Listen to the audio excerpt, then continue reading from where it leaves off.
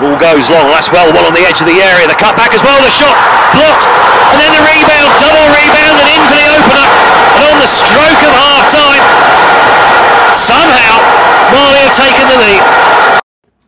What a game. Sally, see, at some point in time, I'm sure that Ghana and Nivea lost hope, because Senaoshe game now no to out of Bono. The variations of the game, how he started the game and what he wanted from the game, was a big deal.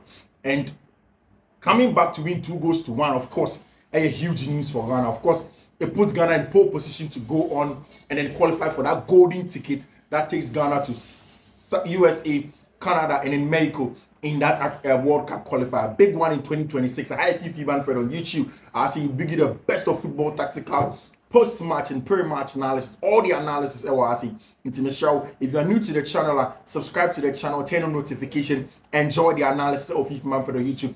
Do not go nowhere. This is your best in terms of analysis over here. Subscribe to the channel and then turn on notification. What happened?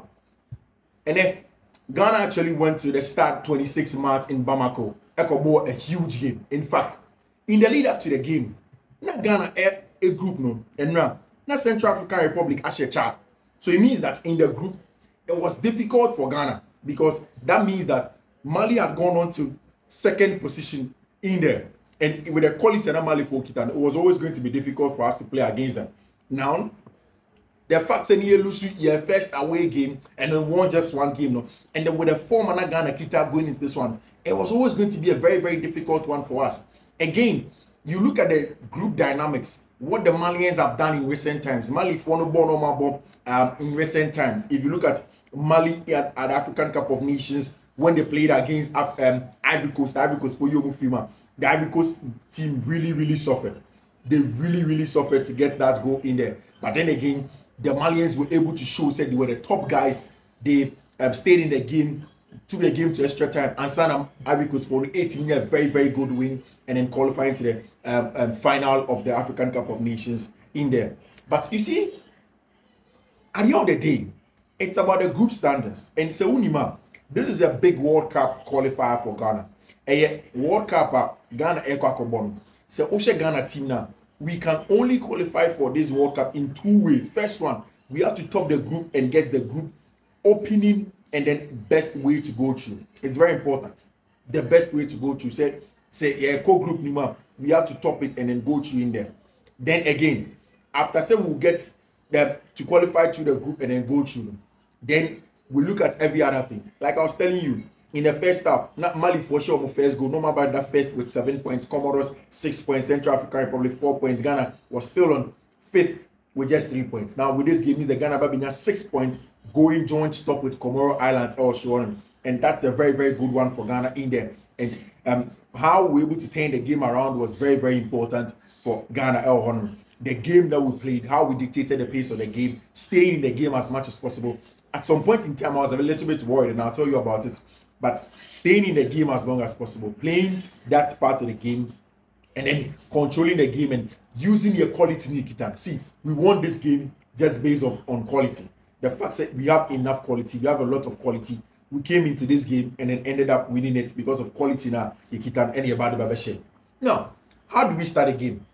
In terms of physicality, they are one of the best on the African soil.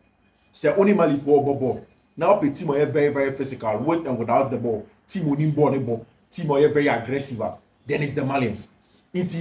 Because of this, Otuado chose to go into this game not in a 4-2-3-1, not to match how the Malians played, but to go into the game in a 5-back or a 3-back at the time. Then of course they're going to have a lot of variations. Then at some point in time it becomes a 5-back.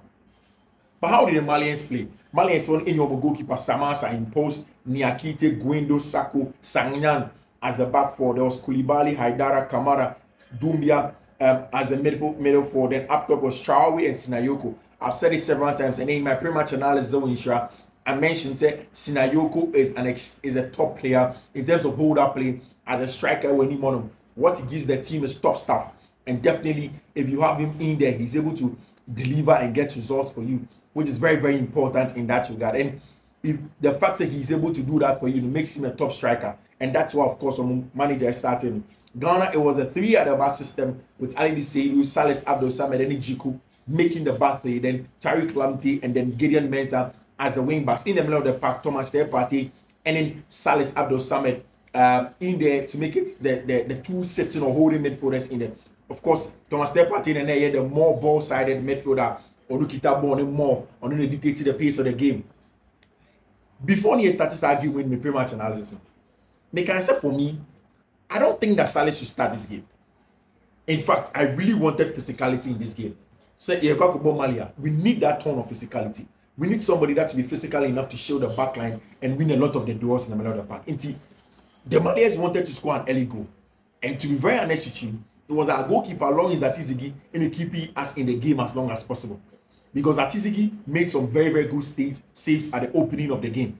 And you could tell that Atizigi enemy all year whilst he was in post.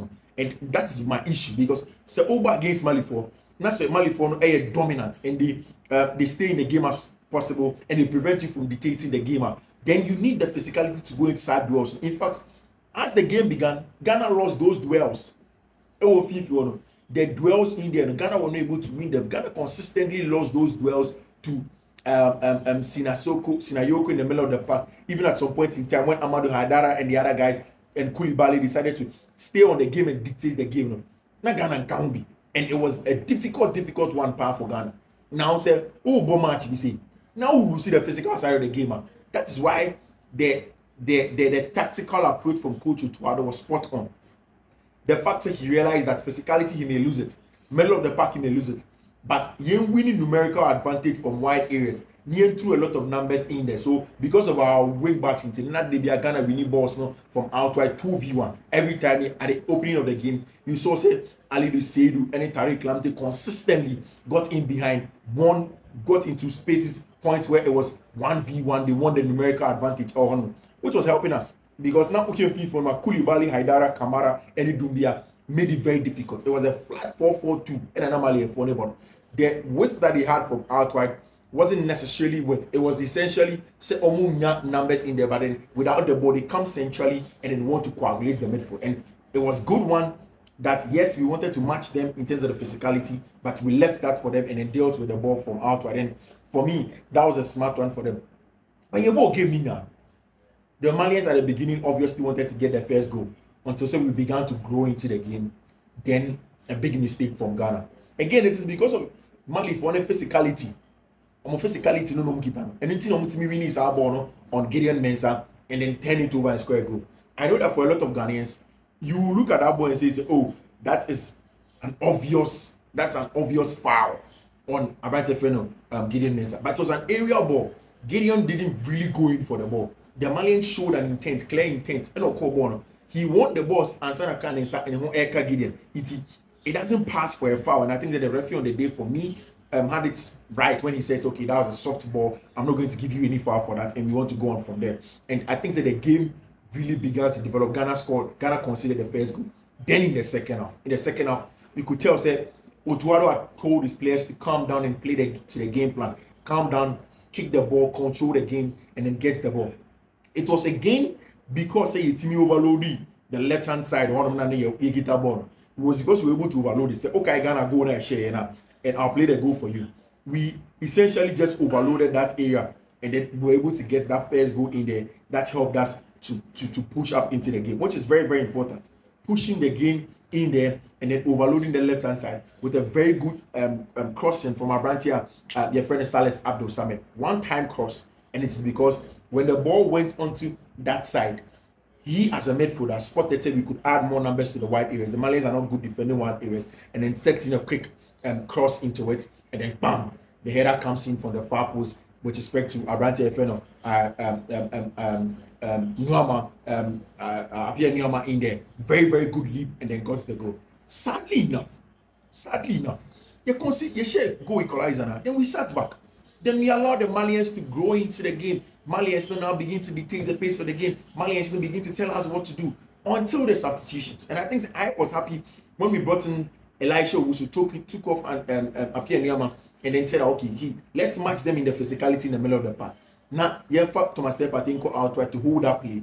And then later on, we brought on our very good wingers. We brought on Sulemana and then brought on the eventual goal scorer, our friend Jordan Ayew. Of course, Jordan Ayew gives like that focal point in attack. I like the fact that in this game, he came up from the bench, then he's going to get a perspective of the game. This is what we need. Say sometimes we grow in games like this and then do a comeback. For me, I don't remember the last time I Ghana may witness see a comeback. I Ghana for a comeback in there. It was a very, very good one. Before that, we got some good chances to buy the game. Thomas Lepati in a chance when Timmy and Bam and converted chances now and to one. And then later on, the next one fall to a branch friend Jordan Ayew and got a job. That Sisi Aminoka said Ghana has come back, a big comeback against Tima, your friend in Mali. They've done it and they've done the job brilliantly well. Made it 2-1. And it means that in the group of Ghana, no say who updated group now. Ghana will now have 6 points. Ghana will now have 6 points in there, right on the same number of points with Tima, a friend in Mali in there. In fact, before this, now Ghana have +0. This time in there, no, Ghana Ebinya a plus of 1 point in plus of 1 goal, like with 6 points. Second behind Tima, a friend of Comoro Island, which is very, very important. It sell by a high Fiifi-Manfred on YouTube. Thank you very much. Say I say Jumano. We'll get a job done. Enjoy. Bye bye. Kwame.